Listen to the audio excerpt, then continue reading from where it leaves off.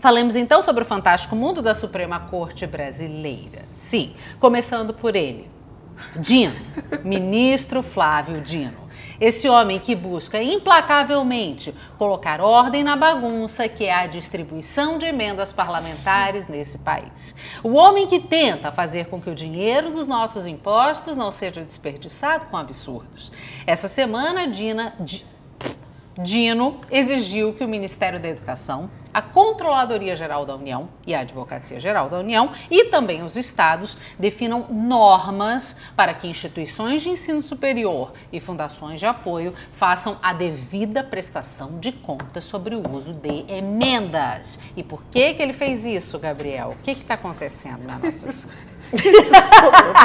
Esses comentários. Vamos botar geralmente essas notícias no começo do Realidade Distorcida? Não dá, porque agora tem que falar do Supremo Tribunal Federal e a pessoa comenta aqui que o sujeito enfiou um anão no próprio corpo. No próprio corpo. A coceira era no diafragma e ele só tentou acessar. Aí o gancho que eu vou te dar, o que lembra muito. Entendeu? Coceira no diafragma, é maravilhoso. O gancho que eu vou te dar, o que lembra muito essa questão da emenda, aquela que vai chutar a história do Brasil. A questão dos anões do orçamento. Os anões. A Teve Manuela gente que louca enfiou por os um anões gancho. do orçamento em vários lugares. Bom, mas por que o Dino mandou fazer essa apuração aí? Porque, segundo o ministro, uma auditoria da CGU mostrou que no ano passado houve um número significativo de fundações de apoio a universidades que contratavam ONGs sem critérios objetivos. Nosso dinheiro, mais uma vez, indo embora sem transparência. Não é mais do mesmo.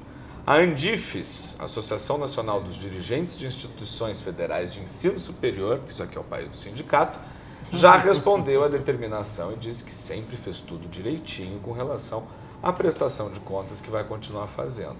Lembrando sempre aqui, né, gente, que emendas estão previstas e são constitucionais, não é nada fora da lei. As questões que estão sendo colocadas são o quanto se gasta com emendas e como rastrear a distribuição desse dinheiro para saber se ele, de fato, está sendo bem aplicado. Né? Só para vocês terem uma ideia, a revista Veja publicou o seguinte dado. Em 2018, foram pagos pouco mais de 5 bilhões de reais em emendas. Os valores vieram crescendo ano a ano, até que em 2024 chegaram à casa dos quase 31 bilhões e meio pagos em emendas. Caraca. E a revista Veja ainda apresentou o seguinte dado. As emendas ocuparam 23% das despesas discricionárias do governo. Ou seja, quase um quarto da verba não obrigatória a que ele pode optar se usa ou não, vai para compor as negociações políticas. Gente, emenda é para compor negociação política. É assim que o jogo é tocado. Para que o governo consiga apoio de parlamentares, especialmente daqueles que não necessariamente compõem a sua base, ele libera a grana. Para o ministro Dino, o que acontece hoje é o que ele chamou de ápice da balbúrdia orçamentária. O que está rolando nesse momento, provocando um problemão entre os poderes, os parlamentares demandam a verba, o governo libera e o STF trava. 2025 pode ser um ano intenso na Praça dos Três Poderes por causa disso. Mas uma coisa é fato, as emendas não vão deixar de existir, os parlamentares vão fazer de tudo para continuar agradando seus redutos eleitorais, porque isso faz parte do jogo político, não tem jeito. Não tem. E na disputa da posição de ministro mais criticado do Congresso, no Congresso, falemos então dele. Moraes, Alexandre de Moraes. Cachorro do Supremo. Cachorro do Supremo. O homem que apreendeu o passaporte do ex-presidente Jair Bolsonaro e obrigou a defesa dele a comprovar o convite que teria sido feito para comparecer, né, à posse de Trump agora, segunda-feira. Segunda, né? Segunda. Os advogados do ex-presidente apresentaram como prova um convite por e-mail enviado do endereço info@t47inaugural.com. Esse e-mail, sem data e sem hora do evento, estava mesmo na caixa postal do deputado Eduardo Bolsonaro, que é amigo do Trump. Né? Não podemos negar. Não tem como. A Procuradoria-Geral da República se manifestou contra, que surpresa, a ida, dizendo que só havia interesse particular de Bolsonaro e não público. Eu tendo a concordar. E então, ontem, o Alexandre de Moraes decidiu que Bolsonaro ia ver sim a posse do Washington pela Globo News. Ao que tudo indica, a defesa ainda vai tentar recorrer da Já decisão. tentou e já caiu. Já não rolou. Já Não tentou, conseguiu, já né? caiu, é porque assim, tinha duas opções. Ou o Alexandre voltava a decidir monocraticamente, ou ia para a primeira turma. Só que a primeira turma está em recesso, só volta a trabalhar em fevereiro. Então ele teve que decidir monocraticamente de novo. Entendi. E acabou de decidir, a notícia saiu agora, tá. e falou, porque a defesa falou assim, ele foi para a posse do Milei, voltou, ele vai você devolver. Vai com RG, né? É verdade. Eu acho que é por isso, verdade. Ele Parece vai- deboche, mas não. Ele vai devolver o passaporte, ele vai voltar, não sei o quê, paraná. E aí o Xandó falou, não. Não vai ter opção. E aí usou como explicação para negar novamente esse pedido da defesa, uma viagem de Felipe Martins, aquele assessor, dizendo... Aquela do 30 de dezembro, 31 de dezembro? Então, aí é que tá. O que estão dizendo é que o Alexandre de Moraes citou uma viagem do Felipe Martins que nunca existiu. Mas isso é uma coisa que um dia, daqui muitos anos, a gente vai discutir nesse país de novo. Porque, Então, assim, é a de essa 30 de história do dezembro de Felipe Martins, 2022. Eu não tenho nenhuma simpatia pelo Felipe Martins, muito pelo contrário, tem uma certa ojeriza, tudo que ele representa. Agora, é muito louco que esse cara tenha sido preso por conta de uma viagem que ninguém consegue comprovar que ele fez. Então, e o Moraes citou essa Usou viagem de novo esse para negar o exemplo. passaporte Olha, tá aqui o despacho. deixa ele Despacho, lá. uma decisão do Moraes. Pô, mas sigamos. Ai, ai. E o ministro disse que o Bolsonaro pode tentar fugir do país para pedir asilo lá no exterior. E citou na decisão, como disse a Cecília, uma viagem que nunca existiu, mas também uma entrevista do Bolsonaro à Folha, em que ele diz que cogita pedir asilo político para evitar uma eventual responsabilização penal no Brasil. É boca de sacola igual o amigo Lula, né? É. Isso. Numa entrevista à revista Oeste, o Bolsonaro disse que sua esposa Michele vai representando ele. E que ela vai ser muito bem tratada, já que o Trump tem muita consideração por essa amizade construída durante 2 anos. Ô, gente, eu ia até trazer o trecho da Michele fala entrevista. inglês? Mas, Mas Michele, deve ir com não algum sei. tradutor, deve Libras. É ela linguagem fala com americana linguagem. de sinais. Então, entendi. Liu Ewas. Liu Ewas. Enfim, eu não sei, mas assim, eu ia até trazer o trecho do Bolsonaro falando, mas ele me deu até Preguiça. Ai, a Eu gente falei, deixa pra lá, entende. não vou dar não. Bom, além de melar os planos de passeio do Bolsonaro lá em Washington, o ministro Alexandre de Moraes também decidiu tirar um livro de circulação. Ele tá toda, né? É. Tá bem à toa também, isso né? que é o recesso, Tá, né? é isso, plantão. A obra Diário da Cadeia foi escrita pelo Ricardo Lísias em 2017. E na capa desse livro consta o nome Eduardo Cunha, bem grande, e entre parênteses do mesmo tamanho, pseudônimo.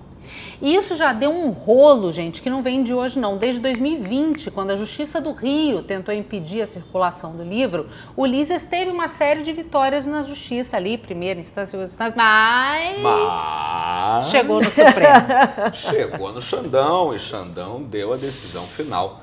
Ele disse que o nome do Eduardo Cunha na capa induz o público ao erro e que não é legítimo o uso irrestrito da liberdade de expressão. Xandão, isso a gente já entendeu há algum tempo aí que contigo não tem essa de uso irrestrito da liberdade de expressão, né? Fiquei até nervoso porque esse comentário saiu de forma espontânea, aí eu já estou gaguejando porque eu não quero que derrube meu programa, tá? Outro dia escreveram pra gente, né? Como é que vocês têm? Tá no comentário de quinta. Coragem, vocês né? têm coragem, né? É preciso coragem. Bom, por essa questão, né, que não é legítimo o uso irrestrito da liberdade de expressão, a publicação deve ser recolhida, a editora deve retirar a assinatura do ex-deputado do título, bem como as menções na internet.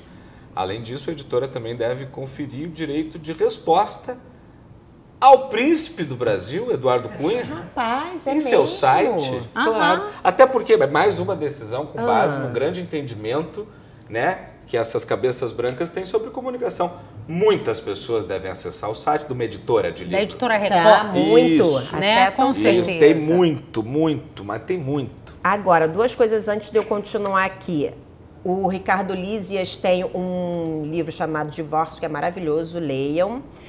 E é muito ruim a pessoa não estudar o roteiro antes, né? É. Porque, se eu não me engano, o Lísias também já respondeu um processo... Sim. Por causa de uma metalinguagem que ele usou, Sim. que não tinha nada a ver com o negócio, e ele respondeu também esse processo. É isso. Um livro que ele inventou que, numa ficção que tinha, e a galera resolveu processar ele. Processar por causa de uma ficção? Por causa de um livro que não existia, que ele citou num outro livro dele. Entendi. Entendeu? O pessoal... Mas vamos continuar, Tá bem porque esperto. vocês acham que para na nota da meu Record? amor. Porque temos uma multa? Temos uma multa. 50 mil reais caso a decisão seja desobedecida e indenização de 30 mil a ser paga a Eduardo Cunha. Mentira. Não, Sim, mentira. teremos. Mentira. Entre os condenados na ação está o jornalista Carlos Andreassa. What the fuck? Teremos também. O colunista do Estadão e da Band News FM foi o editor do livro. E um grande crítico da atuação de Alexandre de Moraes na Suprema Corte. Vamos Mas lembrar, isso né? é só coincidência. Mas isso é. Olha, Não, vocês gente. duas. Mas só Tava que... ali um Se nome. não sou eu para preservar A imagem. a integridade, a dignidade do O Xandão. próprio Andreasa falou assim, eu prefiro não comentar. É isso, gente. Bom, mas para encerrar, né, esse bloco, falemos então o ministro Luiz Roberto Barroso, o grande Barrosão. Costumamos gostar tanto dele, mas essa semana ele escreveu um artigo no jornal Estado de São Paulo com o título "O STF que o Estadão não mostra". O magistrado reclamou ali dos mais de 40 editoriais falando da Suprema Corte e do Conselho Nacional de Justiça. Ele disse que todos os editoriais foram duramente críticos, com muitos adjetivos e tom raivoso, que é mais ou menos para que serve um editorial. Sem nunca mostrar as coisas boas que esses órgãos, ambos presididos pelo próprio Barroso, fazem. É que assim, gente, além dos muitos autoelogios feitos pelo ministro nesse artigo, talvez a parte mais delicada desse artigo seja uma em que o ministro afirma que, ainda que não deliberadamente, os editoriais contribuem para um ambiente de ódio institucional que se sabe bem de onde veio e onde pretendia chegar. Ministro, a frase do grande Milor Fernandes já dizia: imprensa é oposição, o resto é armazém de secos e molhados. Armazéns de secos e molhados, gente, eram os antigos mercadinhos. Ou seja, a obrigação da imprensa não é vender trabalho bem feito. É apontar os problemas de uma corte que vai custar ao erário quase R$1 bilhão esse ano. Vender trabalho bem feito é o trabalho do Sidônio. É isso! Não, e assim, ó, óbvio que R$1 bilhão não é o salário dos ministros, gente. Não tem nada a ver. Toda a estrutura do STF vai custar quase R$1 bilhão ao erário. Então, assim, o que se espera é produtividade e trabalho bem feito.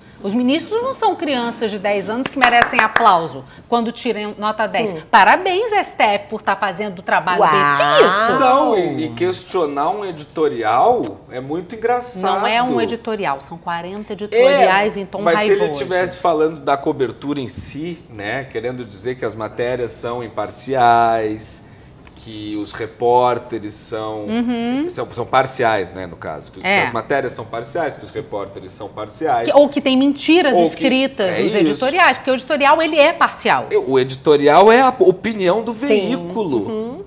E assim, né, Barrosão, tamo junto, meu truta, mas vocês têm dificultado a vida de quem tem opinião nesse país. Tem umas decisões monocráticas rolando que tem que ser criticadas mesmo.